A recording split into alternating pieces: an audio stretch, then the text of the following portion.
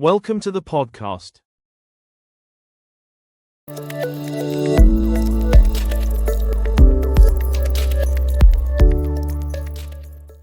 Hello and welcome back to the British Accent Podcast. I'm Emily. And I'm Nick. Today we're focusing on one of the most important skills every English learner needs: how to introduce yourself in English. Yes, introductions are the first step in any conversation. Whether you're meeting a new friend, talking to a teacher, starting a new job, or traveling abroad, knowing how to introduce yourself makes you feel confident. Exactly. And the good news is, introducing yourself doesn't need to be complicated. Even with just a few simple sentences, you can make a great impression. Let's start with the basics. The simplest way is just, "Hello, my name is Emily," or "Hi, I'm Emily." That's it, clear and friendly. Right, and notice the difference between "my name is Nick" and "I'm Nick." Both are correct, but "I'm Nick" sounds a bit more casual and natural in everyday conversation. After saying your name, you can add where you're from. For example, "I'm from London," or "I come from Spain." This gives the other person more information about you and makes the conversation flow. Yes, and you can also add what you do, like, "I'm a student," or "I'm a teacher." If you want to keep it simple, you can even say, "I study English." That's always a great introduction because it shows your interest in learning. So a full introduction could be, "Hello, I'm Emily. I'm from the UK, and I'm an English teacher." That's short, polite, and perfect for beginners. And if you want to sound a little more friendly, you can end with something like, "Nice to meet you." That makes the introduction complete and polite. Let's put this into practice with a short role play. I'll introduce myself first. "Hi, I'm Emily. I'm from the UK, and I'm an English teacher. Nice to meet you." And I can answer, "Hello, I'm Nick.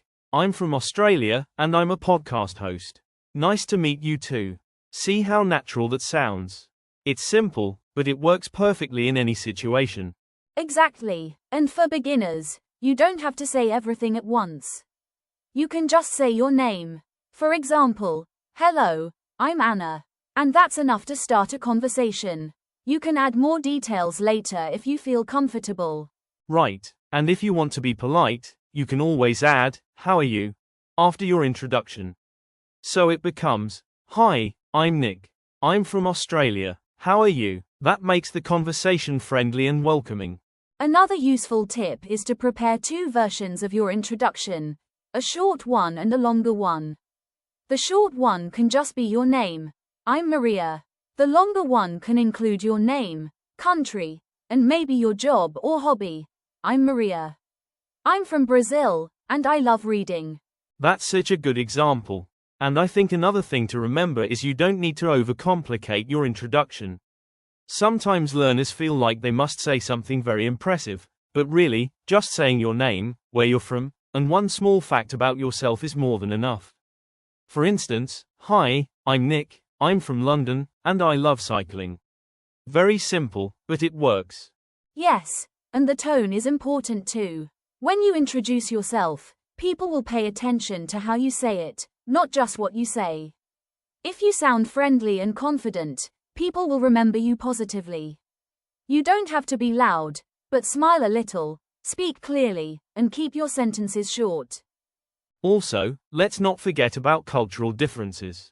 In some countries, saying your age or even your family details when you introduce yourself is normal. But in English, especially in Western contexts, you usually don't mention your age unless it's relevant. Instead, talk about what you do, your hobbies, or why you're in that place. Exactly. For example, if you're at a conference, you might say, "Hi, I'm Emily. I work in education, and I'm really interested in how technology can help students learn." That way, your introduction matches the situation. Great point. So to summarize so far, start with a greeting, say your name, maybe your job or where you're from, and add one small personal detail.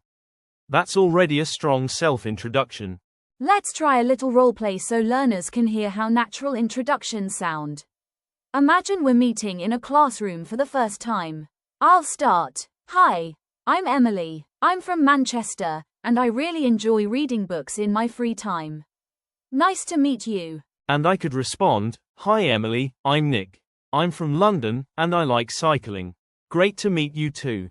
See how short and friendly that is? No need to stress, just keep it simple. Yes, and if you're introducing yourself in a more formal setting, like a job interview, you can adjust a little. For example, "Good morning, my name is Emily Roberts. I'm from Manchester, and I've been working in education for 5 years. I'm excited about the opportunity to join your company." That's a good formal style. Notice how Emily used her full name and included her professional background. That shows respect and confidence. And when it's casual, like meeting friends at a party, you can say, "Hey, I'm Emily. I love cooking and trying new foods." Very light and easygoing. Exactly. The key is to adapt your introduction to the situation. Formal settings equals more detail and polite language. Casual settings equals shorter, friendlier, and sometimes even just your name is enough. Let's also talk about body language, because introducing yourself is not only about words. If you say, "Hi, my name is Emily," but you look at the floor and speak very quietly, people might not catch your name. A smile, eye contact, and a clear voice can make a huge difference. That's so true. In fact, sometimes your body language speaks louder than your words. For example, if you're at a networking event or a new class, standing tall, offering a handshake if it's culturally appropriate, and speaking with confidence shows people that you're approachable. Yes, and for learners who feel shy, here's a little trick. Practice your introduction in front of a mirror. Even better, record yourself on your phone, watch it back, and notice if you sound friendly and clear. And remember, you don't need to memorize a long script. Just prepare 3 things: your name, where you're from, and 1 detail about yourself.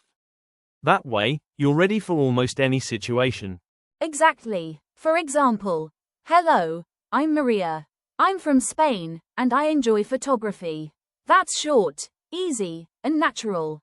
And then the other person usually responds with their own introduction, which starts the conversation.